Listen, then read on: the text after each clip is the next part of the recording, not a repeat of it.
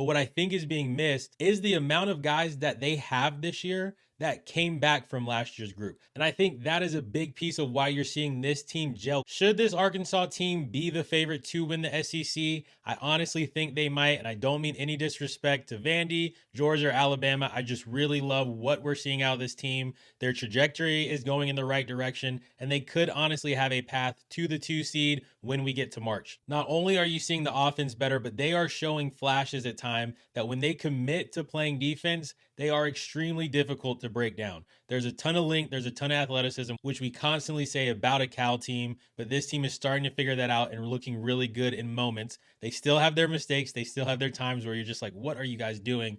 But for the most part, they're showing fight, they're showing energy, and they're showing a real just trust in playing for one another. I think you're seeing that on defense. I also think you're seeing that on the offensive end. The Michigan State game, they lost by 3 at Michigan State. I think they scored 63 or 66 points. We have not seen them score under 70 since that game.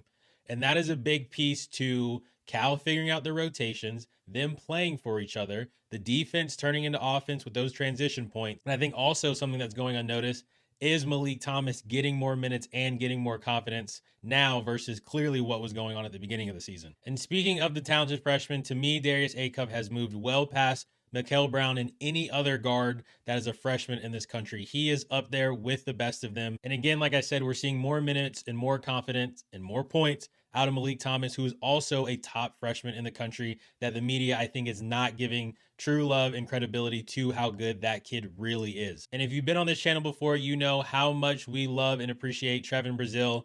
To me, it's just in this day and age of NIL and transfer portal, Brazile staying at Arkansas through a coaching change, going from Muss to Cal, sticking with the program. The only player that I think even came back from that roster that played for Muss to play for Cal. People also forget that he's come back from multiple injuries and he's still just clearly the catalyst and glue for this team defensively. His offensive rebounding turning to putback dunks that are just fueling to energy in the crowd throughout. I think Cal will call them EGBs, energy generating behaviors. He's loaded with them, and people don't understand he's been like that since he got to campus.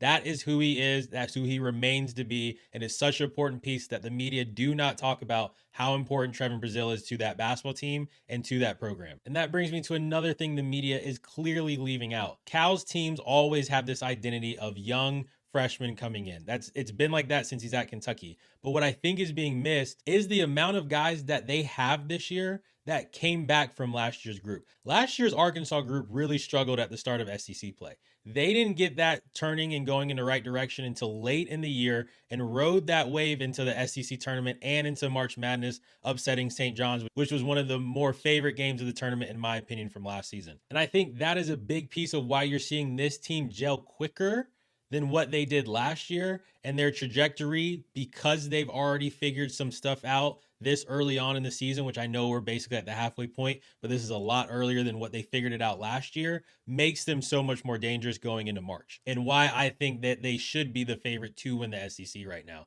DJ Wagner coming back. We've already mentioned Trevin Brazile. They have multiple guys from last year's roster. Carter Knox, even though Carter Knox is a sophomore, it's a big difference to have some continuity from last year. Remember what they went through, and those guys are clearly motivating, gelling, and helping these young freshmen like Malik Thomas, like Darius Acuff, who have immense talent. They're figuring out a lot faster than I think that group was able to last year because of how different it was. And if we look at the remaining schedule for them, while the SEC is a gauntlet on a night-to-night basis, it's actually pretty favorable for them going forward. They'll play Ole Miss and Auburn on the road, on the bounce, and that Auburn game is tricky. The Jungle is a difficult place to go to, but I really like what Arkansas is doing over Auburn right now and what we've seen out of them this season. They'll play Georgia and Vanderbilt on back-to-back games in a couple weeks, and who thought that those two would be massive games for the SEC #1 seed and SEC regular season championship when we got into the season at the beginning of the year?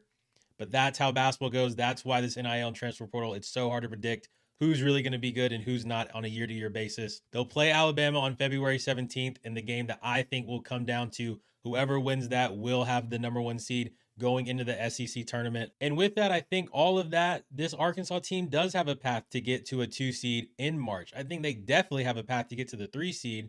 And you got to think that the SEC champ has to be at least in consideration, maybe even for a 1 seed, depending on what happens with UConn, who is the Big Ten runner-up, what happens in the Big 12.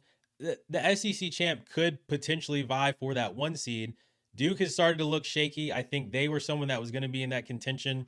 As far as I see it, the Big Ten champ will be a 1 seed. The Big 12 champ will be a 1 seed. Those two to me are locks. The other two open spots in that 1 seed is going to go to a runner-up and potentially the champion of the SEC, ACC, and Big East. And the way that it's shaken this year, the SEC champ should probably be in contention for that 1 seed. It's just going to depend on how many games they end up losing when this is all said and done and who those losses are to. And that's the other thing. This Arkansas team does not have a bad loss. Now, the Duke loss, though, could be important in determining that 1 seed factor. If that is what it comes down to, the committee will look to head-to-head and see that Duke beat Arkansas on a neutral court. So that is probably going to go to Duke, which is why it might be difficult for them to work their way to the 1 seed. But a 2 seed is absolutely in play for this Arkansas group. I really love what I'm seeing out of them. Really impressed by the freshmen, by the guys that have come back. I think Cal is doing a terrific job this year with this group. It's going to be really fun to see how far this team can go in March.